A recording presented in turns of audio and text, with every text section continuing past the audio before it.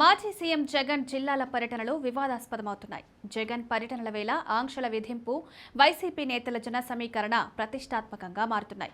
జైల్లో ఉన్న వైసీపీ నేతలను జగన్ పరామర్శిస్తున్నారు. తాజాగా నెల్లూరులో జగన్ పర్యటన వేళ ఆంక్షలను ఉల్లంఘించిన నేతలపై పోలీసులు కేసు నమోదు చేశారు.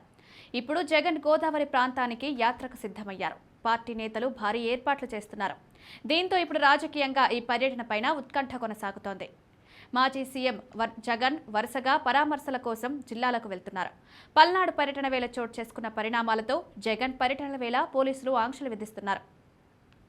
వైసీపీ శ్రేణులు వీటిని ప్రతిష్టాత్మకంగా తీసుకుంటున్నారు. భారీగా జనం వస్తుండటంతో తమ బలమేంటో నిరూపించుకునేందుకు వైసీపీ నేతలు ప్రయత్నిస్తున్నారు. అటు పోలీసులు సైతం ఆంక్షలు ఉల్లంఘించిన వారిపైన కేసులు నమోదు చేస్తున్నారు. తన పర్యటనలపైన ఎందుకు ఇంతగా భయపడుతున్నారని జగన్ ప్రశ్నిస్తున్నారు.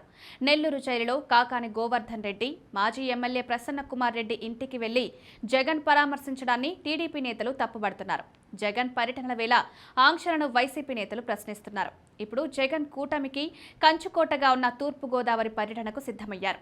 ఈ నెల 5న రాజమండ్రి జైలులో మిథున్ పరామర్శకు జగన్ నిర్ణయించారు. గత నెల 20న అరెస్టైన మిథున్ రెడ్డి ప్రస్తుతం రాజమండ్రి సెంట్రల్ జైల్లో స్నేహ బ్లాక్లో ఉన్నారు. గతంలో చంద్రబాబు అరెస్టు సమయంలోనూ ఇదే బ్లాక్లో ఉన్న విషయాన్ని పలువురు గుర్తు చేస్తున్నారు.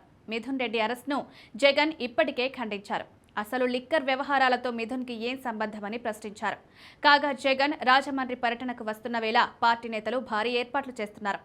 జగన్ పర్యటన వేళ మరోసారి పోలీసులు ఆంక్షలు విధించే అవకాశం ఉంది. దీంతో ఇప్పుడు రాజమండ్రి పర్యటనపైన రాజకీయంగా ఉత్కంఠ కొనసాగుతోంది.